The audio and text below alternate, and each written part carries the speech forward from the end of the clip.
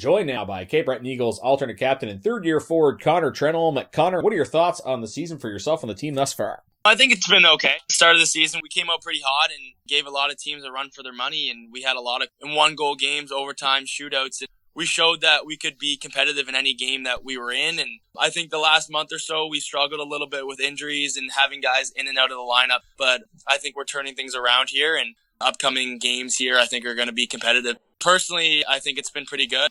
I'm feeling better every single day. I came off a little bit of an injury a couple weeks ago, and I feel like I'm back to where I was at the start of the season. So I'm excited to keep going here 3 weeks before Christmas. Now, as I introduced you, alternate captain this year, what did it mean to be given a letter on your chest this season? Anytime you're recognized as a leader on a team, it feels pretty awesome. For the coaches and management to put that leadership role on me as an 18-year-old, it feels pretty good. And I've always thought of myself as a leader, and I want to help people out and just show them what it takes to be an Eagle and how to carry yourself day in and day out, showing guys the ropes. I take a lot of pride in that, and I'm really happy to have that A on my sweater. Do you feel increased responsibility with that letter, given the injuries we've seen to 20-year-olds? There's been games the Eagles have played recently where you haven't had any 20-year-old lineup at all. It's definitely felt different. I don't think I've played a game in the queue without a 20-year-old in the lineup until now. Having Sean LaRochelle and Nicholas Gerard out of the lineup and Emil Hegarty-Aubin, it was weird not seeing those guys out there because they're guys who I look up to and who I put a lot of trust in as well. I definitely want to step up, especially in those games, and show what I can be as a leader and just help the guys out as much as I can. Fans are hearing this as the Eagles play the first of 3 games against Bathurst, and an oddity with both teams playing their first game under a new coach. Do you see any differences for the Eagles? Obviously, it's familiarity with Matt Anthony coming in, but how do you think the team is going to respond to this coaching change?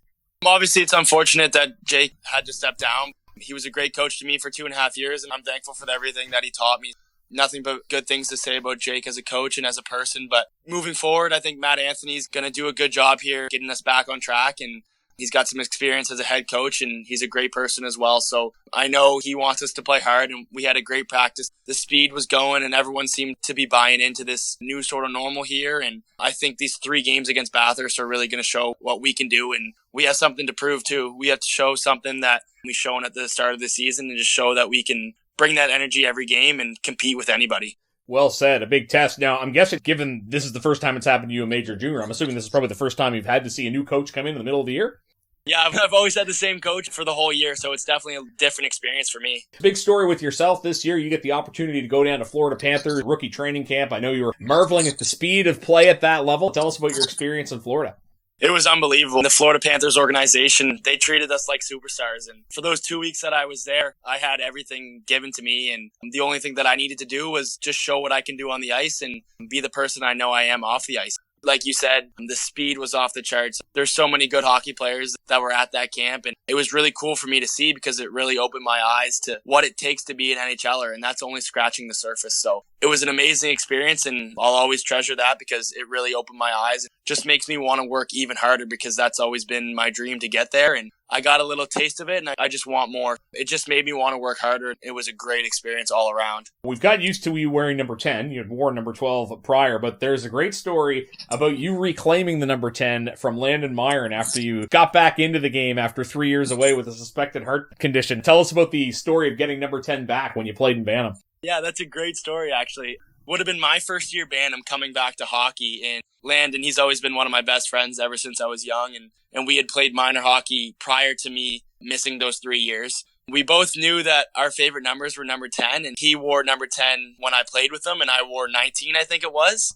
When he figured out that I was coming back to hockey, we were doing dry land on the field behind Cole Harbour Place, and I remember the coaches were coming around and asking what numbers the guys wanted, and I wasn't going to take it from him because he was a second-year guy and one of my friends, and it didn't really matter to me. I was just happy to be back playing hockey. He was really nice, and he just told the coaches, Connor's worked really hard to get back here, and I want to give him number 10, and that meant a lot to me. Recently, we had your brother Nathan Welton on the broadcast, and I know that your 2 names are right next to each other on the wall at Auburn Drive High. How much does that mean to you?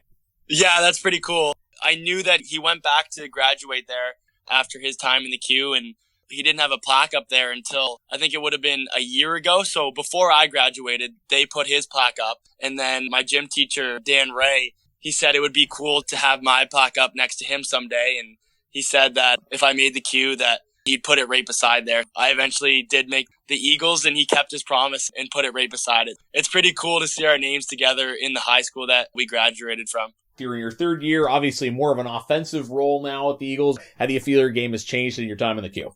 When I first came into the league, I was just trying to get my feet under me and trying to learn as much as I can. But I've been in the league for 3 years now. I know the pace. I know how to play in this league, and I think I can keep moving forward. My offensive numbers have improved a lot over the last couple of years, and I want to continue to prove those offensive numbers, but also stay the player that I was. And that's a tight checking game. That's hard on the forecheck, good defensively, and just all around intensity. And I want to bring that every shift combined with the offensive ability.